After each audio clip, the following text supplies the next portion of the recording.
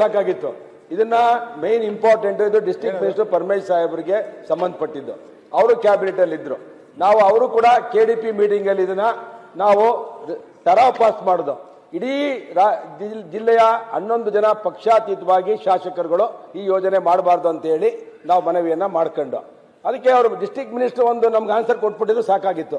ನಾವು ಹೇಳೋದು ಈಗೇನೋ ಒಂದು ವರದಿ ಕೊಟ್ಟು ಇದನ್ನ ಮಾಡೇ ಮಾಡ್ತೀವಿ ಅಂತೇಳಿ ಹಠ ತೊಡ್ಕೊಂಡು ನಮ್ಮ ಡಿಸ್ಟ್ರಿಕ್ಟ್ ಇವರು DK ಶಿವಕುಮಾರ್ ಸಾಹೇಬರು ಕೂತಿದ್ದಾರೆ.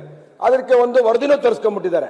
ಯಾರೋ ಒಬ್ರು ಅವ್ರ ಆಫೀಸರ್ ರಿಟೈರ್ಡ್ ಆಗಿರುವಂತ ಸಿಇಗಳನ್ನ ರಿಟೈರ್ಡ್ ಆಫೀಸರ್ಸ್ಗಳನ್ನ ತರಿಸ್ಕೊಂಡು ಒಂದು ವರದಿ ತರಿಸ್ಕೊಂಡು ಇದು ಮಾಡ್ಬೋದು ಅಂತೇಳಿ ಆದೇಶ ಮಾಡಿಸ್ಬಿಟ್ಟಿದ್ದಾರೆ. ನಾವ್ ಹೇಳೋದು ಏನಂತ ಅಂದ್ರೆ, ನಾವು ರಿಕ್ವೆಸ್ಟ್ ಮಾಡೋದು ಇಷ್ಟೇ ಸರ್ಕಾರಕ್ಕೆ, ಇದನ್ನ ಯಾರೋ ಒಬ್ರು ರಿಟೈರ್ಡ್ ಆಫೀಸರ್ಗಳಿಗಿಂತ ಮುಂಚೆ ಒಬ್ರು ಇಂಡಿಯನ್ ಇನ್ಸ್ಟಿಟ್ಯೂಟ್ ಆಫ್ ಸೈನ್ಸ್ ಅವರಿಂದ ಇದನ್ನ ತರಿಸ್ಕೊಂಡ್ರೆ ನಮ್ಗೆ ಅನುಕೂಲ ಆಗುತ್ತೆ ಅನ್ನೋದು ಸಜೆಷನ್ ಸರ್ಕಾರಕ್ಕೆ. ಅದರಿಂದ ಮುಖ್ಯಮಂತ್ರಿಗಳಿದ್ರು ಸಾಕಾಗಿತ್ತು ನಮ್ಗೆ, ಯಾಕೆಂದ್ರೆ ಕಾವೇರಿ ನಿಗಮದ ಚೇರ್ಮನ್ಗಳು ಮುಖ್ಯಮಂತ್ರಿಗಳು, ಅವರು ಕೂಡ ಇದಕ್ಕೆ ಉತ್ತರ ಕೊಡ್ಬೇಕು. ನಮ್ DK ಶಿವಕುಮಾರ್ಗಿಂತ ನಮ್ಗೆ ಇವರಿಂದ ಉತ್ತರ ಕೊಡಿಸ್ಬೇಕು ಮುಖ್ಯಮಂತ್ರಿಗಳಿಂದ, ಯಾಕೆಂದ್ರೆ ಅವರ ಅಧ್ಯಕ್ಷತೆಯಲ್ಲಿ ಇದು ಅಪ್ರೂವಲ್ ಆಗಿರೋದು. ಕಾವೇರಿ ನೀರಾವರಿ ನಿಗಮದ ಅಧ್ಯಕ್ಷ ಮುಖ್ಯಮಂತ್ರಿಗಳು ಕೊಡಬೇಕು. ಆಕ್ಚುಲಿ ಅದಕ್ಕೆ ನೋಡಿ, ಇದು ಈ ಯೋಜನೆಯಿಂದ ಕೃಷ್ಣಪ್ಪಣ ಒಂದ್ ನಿಮಿಷ, ಈ ಯೋಜನೆಯಿಂದ ತುಮಕೂರು ಗ್ರಾಮಾಂತರದ 10 ತಾಲೂಕುಗಳು 11 ವಿಧಾನಸಭಾ ಕ್ಷೇತ್ರಗಳಿಗೆ ಇದು ತುಂಬಾ ತೊಂದರೆ ಆಗುವಂತ ಯೋಜನೆ. ಇದು ನೀರಾವರಿ ಅಂದ್ರೆ ಅತಿ ಸೂಕ್ಷ್ಮ, ಕಾನೂನು ಮತ್ತೆ ಸುವ್ಯವಸ್ಥೆ ಹದಗೆಡುವಂತ ಒಂದು ವಿಷಯ ಇದು.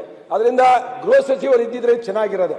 ಅವ್ರು ಯಾಕೋ ಇಷ್ಟೊತ್ತು ಇದ್ರು, ಅವರು ಚೆನ್ನಾಗಿ ಉತ್ತರ ಕೊಡ್ತಾ ಇದ್ರು. ಇದನ್ನು ಚೆನ್ನಾಗಿ ಉತ್ತರ ಕೊಟ್ಬಿಟ್ಟಿದ್ರೆ ನಾವು ಜಿಲ್ಲೆಯಲ್ಲಿ ಹೇಳ್ಬೋದಾಯ್ತು ಜನಗಳಿಗೆ. ಪ್ರಶ್ನೆ ಕೇಳಿದ್ದು ನಿಮ್ಮ ಇಲಾಖೆ ಸಚಿವರಿಗೆ ಅಲ್ಲ, ಆದ್ರೂ ಅವರು ಗೃಹ ಸಚಿವರು ಕೊಟ್ಟರೆ ಆಗುತ್ತೆ ಅಂತ ಬರ್ತಿದ್ರು, ಅವ್ರು ನಿಲ್ತಿದ್ರು. ಆಯ್ತು ಸರ್, ಈಗ ಸೋಮವಾರ ನಿಮ್ಮ ಮಂತ್ರಿ ಬರ್ತಾರೆ, ಅವರೇ ಹೇಳಿದ್ರು ನಾವು ಈಗ ಈ ಯೋಜನೆಯನ್ನ ನಿಲ್ಲಿಸ್ತೇವೆ ಅಂತ. ಅದಕ್ಕೆ ಅವರಿಗೆ ನಾನು ವಿನಂತಿ ಮಾಡ್ತಾ ಇದ್ದೆ, ನನಗೆ ಮುಖ್ಯಮಂತ್ರಿಗಳಿಗೆ ಉತ್ತರ ಕೊಡಿಸ್ಬೇಕು. ನೀವು ಸತತವಾಗಿ 3 ದಿವಸ ಮುಂದಕ್ಕೆ ಹೋಗ್ತಾ ಇದೆ ಅಧ್ಯಕ್ಷರೇ. ಜನ ಬೀದಿಲಿ ಮಲಗಿಯವ್ರೆ, ದಯಮಾಡಿ ಅರ್ಥ ಮಾಡ್ಕೊಳ್ಳಿ.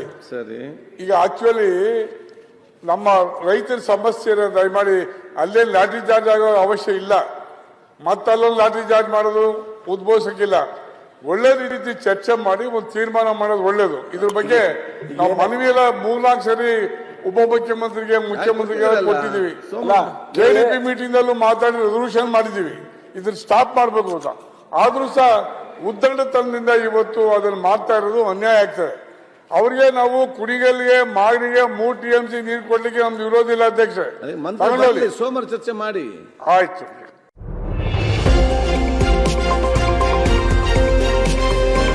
ನವ ಕರ್ನಾಟಕ ಟಿವಿ, ಜನಪರ ನ್ಯಾಯಪರ.